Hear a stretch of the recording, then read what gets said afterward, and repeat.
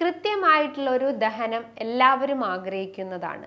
പലരും ഇന്ന് gas ട്രബിളിൻ്റെ ഇഷ്യൂസുമായിട്ട് face ചെയ്യുന്നത് ഞാൻ കണ്ടിട്ടുണ്ട്.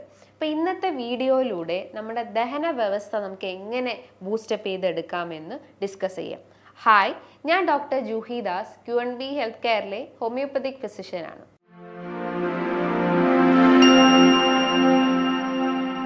ശരീരത്തിലെ ഏറ്റവും വലിയൊരു അവയവമാണ് ലിവർ എന്ന് പറയുന്നത്, അല്ലെങ്കിൽ കരളിന് ഒരുപാട് ഫങ്ഷൻസ് ആണ് നമ്മുടെ ബോഡിയിൽ ചെയ്യുന്നത്. കൊളസ്ട്രോളിനെ സ്റ്റോർ ചെയ്ത് വെക്കാൻ അല്ലെങ്കിൽ കൊളസ്ട്രോളിനെ അബ്സോർബ് ചെയ്യാനും, കാർബോഹൈഡ്രേറ്റ് മെറ്റബോളിസത്തിനെ സഹായിക്കുന്നു, ഫാറ്റ് മെറ്റബോളിസത്തിനെ സഹായിക്കുന്നു, വിറ്റമിൻസിനെ നമ്മൾ ഭക്ഷണത്തിൽ നിന്നും വലിച്ചെടുക്കാൻ സഹായിക്കുന്നു, പിത്തരസം ഉൽപ്പാദിപ്പിക്കുന്നു. പിത്തരസം എന്ന് പറയുമ്പം അതൊരു ഡൈജസ്റ്റീവ് ജ്യൂസസ് ആണ്, അതായത് നമ്മുടെ ദഹനത്തിനെ സഹായിക്കുന്ന ഒരു ഡൈജസ്റ്റീവ് ജ്യൂസസ് ആണ്.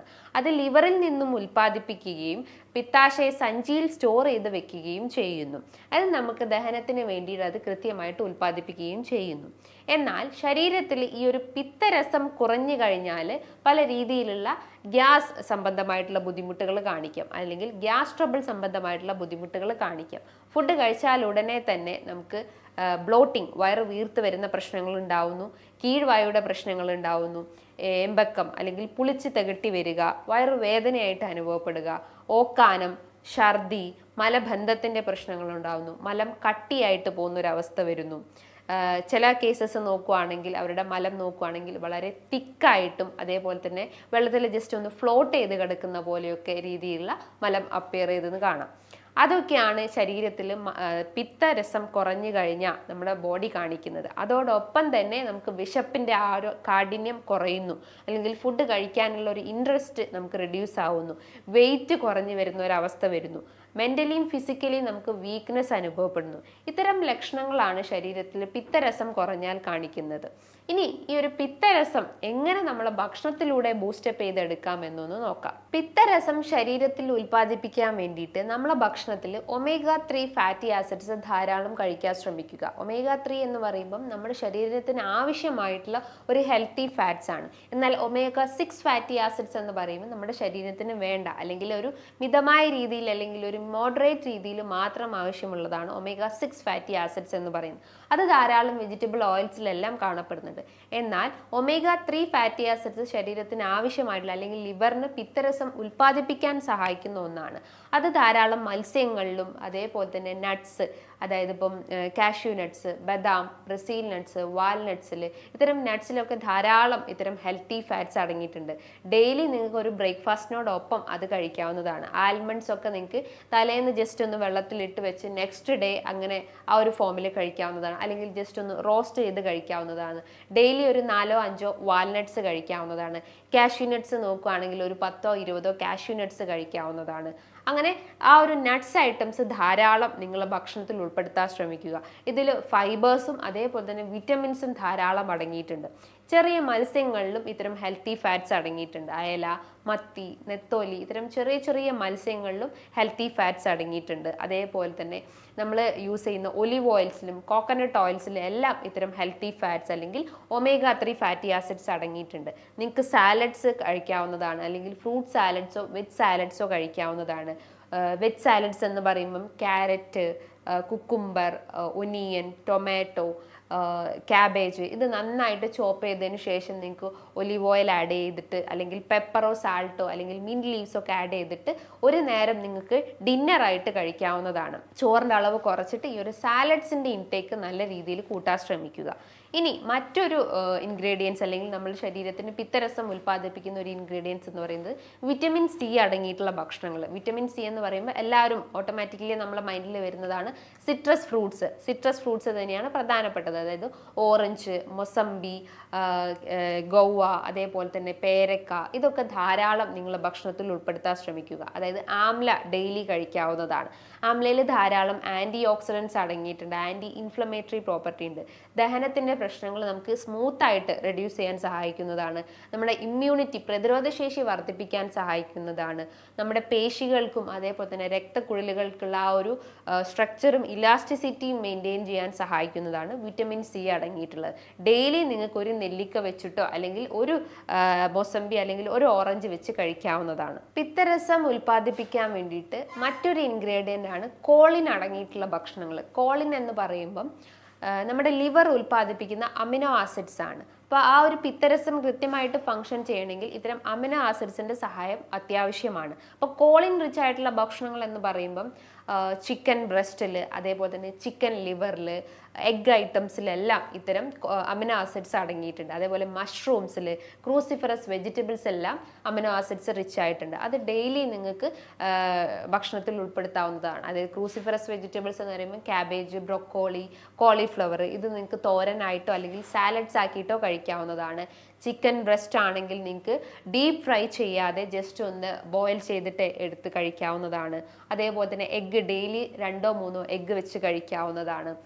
പലരും ചിന്തിക്കുന്നത് എഗ്ഗ് എന്ന് പറയുമ്പം ഈ ഒരു ഹൈ കൊളസ്ട്രോൾ അല്ലേ, നമുക്കത് കഴിക്കാൻ പറ്റില്ല, നമുക്ക് കൊളസ്ട്രോൾ ലെവൽ കൂടി വരുന്നു. പക്ഷെ അങ്ങനെയല്ല, അതിൽ പ്രോട്ടീൻ്റെ അളവാണ് കൂടുതലായിട്ടുള്ളത്. സോ നിങ്ങൾക്ക് എഗ്ഗ് ബോയിൽ ചെയ്ത് കഴിക്കാവുന്നതാണ്. കൂടുതലായിട്ടും ഫ്രൈ ഐറ്റംസ് ഒന്ന് അവോയ്ഡ് ചെയ്യാൻ ശ്രമിക്കുക. അതേപോലെ പ്രോബയോട്ടിക്സ് നല്ലപോലെ ഉൾപ്പെടുത്താൻ ശ്രമിക്കുക. പ്രോബയോട്ടിക്സിൻ്റെ മെയിൻ ധർമ്മം എന്താണ്? നമ്മളെ ഗട്ട് ഫ്ലോറ മെയിൻറ്റെയിൻ ചെയ്യാനാണ്. അല്ലെങ്കിൽ ദഹനത്തിൻ്റെ പ്രശ്നങ്ങൾ ഉണ്ടെങ്കിൽ അത് റെഡ്യൂസ് ചെയ്യാനും നല്ല ബാക്ടീരിയാസിനെ സപ്ലൈ ചെയ്യാൻ സഹായിക്കുന്നതാണ് പ്രോബയോട്ടിക്സ് എന്ന് പറയുന്നത്. തൈര്, മോര്, യോഗട്ട്, ഇതിലൊക്കെ നല്ല ബാക്ടീരിയാസ് ഉണ്ട്. ഇത് നമ്മൾ ആ ഒരു ഗട്ടിൻ്റെ ആ ഒരു ഇംബാലൻസ് റെഡ്യൂസ് ചെയ്യാൻ സഹായിക്കുന്നതാണ്. അതേപോലെ നിങ്ങൾ ഭക്ഷണത്തിൽ മഞ്ഞൾ ഉൾപ്പെടുത്തുന്നതാണ്. മഞ്ഞളിൽ ധാരാളം കുർക്കുമിൻ അടങ്ങിയിട്ടുണ്ട്. അതായത് ഒരു ഗ്രേറ്റ് ആൻറ്റി ഓക്സിഡൻസ് ആണ്. അതേപോലെ തന്നെ ആൻറ്റി ഇൻഫ്ലമേറ്ററി പ്രോപ്പർട്ടി ഉണ്ട്. അതായത് ദഹനത്തിൻ്റെ ഇംബാലൻസ് അല്ലെങ്കിൽ ദഹനത്തിൽ ഉണ്ടാവുന്ന നീർക്കെട്ടും അല്ലെങ്കിൽ കുടലിൽ ഉണ്ടാവുന്ന എന്തെങ്കിലും നീർക്കെട്ടുകൾ റെഡ്യൂസ് ചെയ്യാൻ സഹായിക്കുന്നതാണ്. ഇത്തരം ഭക്ഷണങ്ങളാണ് നിങ്ങളുടെ ഭക്ഷണത്തിൽ ഉൾപ്പെടുത്തേണ്ടതെന്ന് പറയുന്നത്. ഇനി നിങ്ങൾ ഒഴിവാക്കേണ്ട രീതികൾ എന്ന് പറയുമ്പം കൂടുതൽ മധുര പലഹാരങ്ങൾ ഉണ്ടെങ്കിൽ അത് ഒഴിവാക്കാൻ ശ്രമിക്കുക. പേസ്ട്രീസ്, ഐസ്ക്രീംസ്, അതായത് കൂടുതൽ മധുരം ഇട്ടിട്ടുള്ള ചായ, കാപ്പി, അതൊക്കെ പൂർണ്ണമായിട്ടും ഉപേക്ഷിക്കാൻ ശ്രമിക്കുക. ചായയും കാപ്പിയും ഒക്കെ നിങ്ങൾക്ക് കുടിക്കാം, ഒരു മിതമായ രീതിയിൽ ഷുഗറിൻ്റെ ഇൻടേക്ക് കുറച്ചിട്ട് നിങ്ങൾക്ക് സിനമോണോ അല്ലെങ്കിൽ എന്തെങ്കിലും ഒരു സുഗന്ധവ്യഞ്ജനങ്ങൾ ആഡ് ചെയ്തിട്ട് അങ്ങനെയും നിങ്ങൾക്ക് ചായ കുടിക്കാവുന്നതാണ്. പാലിൻ്റെ അളവ് പരമാവധി കുറയ്ക്കാൻ ശ്രമിക്കുക. പലർക്കും ഇന്ന് ലാക്ടോസ് ഇൻടോളറൻസ് എന്ന കണ്ടീഷൻസ് കണ്ടിട്ടുണ്ട്. അതായത് പാലിൻ്റെ അകത്ത് അടങ്ങിയിട്ടുള്ള കെസീൻ എന്ന ആ ഒരു പ്രോട്ടീൻസിനെ ഡൈജസ്റ്റ് ചെയ്യാനുള്ള എൻസൈംസ് നമ്മുടെ ദഹനത്തിൽ ആബ്സെൻ്റ് ആയിരിക്കുമ്പോഴാണ് നമുക്ക് പാലൊക്കെ കുടിക്കുമ്പോൾ അല്ലെങ്കിൽ പാൽ ചായയൊക്കെ കുടിക്കുമ്പോൾ പലർക്കും ദഹനത്തിൻ്റെ പ്രശ്നങ്ങൾ ക്രിയേറ്റ് ചെയ്യുന്നത്. അപ്പോൾ പാൽ ചായയോ അല്ലെങ്കിൽ പാൽ കാപ്പിയോ ഒക്കെ ഉണ്ടെങ്കിൽ അതൊക്കെ ഒരു മിതമായ രീതിയിൽ മാത്രം എടുക്കാൻ ശ്രമിക്കുക. അതേപോലെ നിങ്ങളുടെ ചോറിൻ്റെ അളവ് അല്ലെങ്കിൽ ചോറ് എന്ന് പറയുമ്പോൾ വൈറ്റ് റൈസ് പൂർണ്ണമായിട്ട് ഉപേക്ഷിക്കുക. തവിടുള്ള ധാന്യങ്ങൾ ധാരാളം ഉൾപ്പെടുത്താൻ ശ്രമിക്കുക. ധാരാളം സോലിബിൾ ഫൈബേഴ്സും ഇൻസോലിബിൾ ഫൈബേഴ്സ് അടങ്ങിയിട്ടുള്ളത് കൊണ്ട് തന്നെ ദഹനത്തിൻ്റെ ആ ഒരു പെരിസ്റ്റാൽറ്റിക് മൂവ്മെൻറ്റ്സിനെ അത് സഹായിക്കുന്നതാണ്. നമ്മളെ ശരീരത്തിൽ തൈറോയിഡിൽ എന്തെങ്കിലും ഡിസ്ഫങ്ഷൻസ് ഉണ്ടെങ്കിൽ അത് ഓട്ടോമാറ്റിക്കലി നമ്മളെ പിത്തരസത്തിനെ ബാധിക്കുന്നു. പിത്തരസം കൃത്യമായിട്ട് ഉൽപ്പാദിപ്പിക്കില്ല, അല്ലെങ്കിൽ പിത്തരസം കുറഞ്ഞു പോകുന്ന ഒരു അവസ്ഥയുണ്ടാവുന്നു. പിത്തരസം കുറഞ്ഞു പോയി കഴിഞ്ഞാൽ നമ്മുടെ ആ ഒരു പെരിസ്റ്റാൽറ്റിക് മൂവ്മെന്റ്സ് അല്ലെങ്കിൽ കുടലിൻ്റെ ആ ഒരു ചലനത്തിനെ റെഡ്യൂസ് ആക്കുന്നു. കുടലിൻ്റെ ചലനം റെഡ്യൂസ് ആയി കഴിഞ്ഞാൽ ഓട്ടോമാറ്റിക്കലി നമുക്ക് മലബന്ധത്തിൻ്റെ പ്രശ്നങ്ങൾ ക്രിയേറ്റ് ചെയ്യുന്നതാണ്. പിത്തരസം ശരീരത്തിൽ കുറഞ്ഞു കഴിഞ്ഞാൽ ആ ഒരു പേഷ്യൻറ്റിൻ്റെ മലം നോക്കിക്കഴിഞ്ഞാൽ ജസ്റ്റ് ഒന്ന് അപ്പിയർ ചെയ്ത് കഴിഞ്ഞാൽ ഭയങ്കര തിക്കായിട്ടിരിക്കുന്നു, അല്ലെങ്കിൽ ഒരു ഫാറ്റി അപ്പിയറൻസ് ആയിരിക്കാം, ജസ്റ്റ് ഒന്ന് വെള്ളത്തിൽ ഫ്ലോട്ട് ചെയ്ത് കിടക്കുന്നതായിരിക്കാം, ഭയങ്കര ഒഫെൻസീവ് അല്ലെങ്കിൽ സ്മെല്ലുള്ളതൊക്കെ ആയിരിക്കാം. അതാണ് മെയിൻ അപ്പിയറൻസ് എന്ന് പറയുന്നത്. അമിതമായിട്ട് മദ്യപിക്കുന്ന ആളുകളോ അല്ലെങ്കിൽ പുകവലിക്കുന്ന ആളുകളോ ഒക്കെ ആണെങ്കിൽ ആ ദുശീലം ആദ്യം നിങ്ങളുടെ ലൈഫിൽ നിന്ന് അവോയ്ഡ് ചെയ്യാൻ ശ്രമിക്കുക. അതായത് ഫാറ്റി ലിവറിന് ഒരു 10% കോസസ് ആൽക്കഹോളിക് കോസസും അതേപോലെ തന്നെ സ്മോക്കിംഗ് കോസസും ആണ്. അപ്പോൾ അത്തരം ദുശീലങ്ങൾ ആദ്യം നിങ്ങളുടെ ലൈഫിൽ നിന്ന് കട്ട് ചെയ്യാൻ ശ്രമിക്കുക. ബോഡി എപ്പോഴും ഹൈഡ്രേറ്റ് ചെയ്തുകൊണ്ടിരിക്കുക. കാരണം പിത്തരസത്തിൻ്റെ 95% വെള്ളവും ബാക്കി 5% മറ്റുള്ള എലമെൻസും ന്യൂട്രിയൻസും അടങ്ങിയിട്ടുള്ളതാണ്. അപ്പോൾ ബോഡിയിൽ ജലാംശം മെയിൻറ്റെയിൻ ചെയ്താലേ ഉള്ളൂ നമ്മുടെ ലിവർ കൃത്യമായിട്ട് ആ ഒരു ബൈൽ അല്ലെങ്കിൽ പിത്തരസം ഉൽപ്പാദിപ്പിക്കുള്ളൂ. അപ്പോൾ ഡെയിലി ഒരു 3 ലിറ്റർ വെള്ളം വെച്ച് കുടിക്കാൻ ശ്രമിക്കുക, അല്ലെങ്കിൽ ഒരു 8 മുതൽ 10 ഗ്ലാസ് വെള്ളം കുടിക്കാൻ ശ്രമിക്കുക. അത് ഭക്ഷണത്തിനോടൊപ്പം കുടിക്കരുത്, ഭക്ഷണത്തിൻ്റെ മുൻപായിട്ടോ അല്ലെങ്കിൽ ഭക്ഷണത്തിന് ശേഷമായിട്ടോ കുടിക്കാൻ ശ്രമിക്കുക. അമിത വണ്ണുള്ള ആളുകളാണെങ്കിൽ ഡെയിലി വർക്കൗട്ട് അത്യാവശ്യമാണ്. വർക്കൗട്ട്സ് എന്ന് പറയുമ്പം ബോഡി നന്നായിട്ട് വേർക്കുന്ന രീതിയിലുള്ള വർക്കൗട്ട്സ് ആണ് ആദ്യം ചെയ്യേണ്ടത്. അതായത് കാർഡിയക് എക്സസൈസോ അല്ലെങ്കിൽ ഹെവി ലിഫ്റ്റിംഗ് എക്സസൈസ് അല്ലെങ്കിൽ വെയിറ്റ് ലിഫ്റ്റിംഗ് എക്സസൈസോ അല്ലെങ്കിൽ ഹൈ ഇൻറ്റൻസിറ്റി ട്രെയിനിങ് എക്സസൈസോ ഒക്കെ ഡെയിലി നിങ്ങളെ ലൈഫ് പാറ്റേൺസിൽ ഉൾപ്പെടുത്താൻ ശ്രമിക്കുക. മാനസികമായിട്ടുള്ള ടെൻഷനോ സ്ട്രെസ്സോ ഉള്ള ആളുകളാണെങ്കിൽ അതാദ്യം റെഡ്യൂസ് ചെയ്യുക. അതായത് എന്തെങ്കിലും ബ്രീത്തിങ് എക്സസൈസ് ചെയ്യുക അല്ലെങ്കിൽ മൈൻഡ് റിലാക്സിങ് എക്സസൈസ് ചെയ്യാൻ ശ്രമിക്കുക. സോ നല്ലൊരു ദഹന വ്യവസ്ഥ നിങ്ങൾ ആഗ്രഹിക്കുന്നുണ്ടെങ്കിൽ ശരീരത്തിൽ പിത്തരസം അത്യാവശ്യമാണ്. പിത്തരസം ഉൽപ്പാദിപ്പിക്കാൻ വേണ്ടിയിട്ട് നിങ്ങൾ ഈ പറഞ്ഞിട്ടുള്ള കാര്യങ്ങൾ ഫോളോ ചെയ്യാൻ ശ്രമിക്കുക. ഇനി ഇതുമായി ബന്ധപ്പെട്ട് നിങ്ങൾക്ക് എന്തെങ്കിലും ഡൗട്ട്സ് ഉണ്ടെങ്കിൽ താഴെ കാണുന്ന നമ്പറിൽ ജസ്റ്റ് ഒന്ന് കോൺടാക്റ്റ് ചെയ്യാവുന്നതാണ്. നല്ലൊരു ഹെൽത്ത് ടോപ്പിക്കുമായി വീണ്ടും കാണാം. താങ്ക്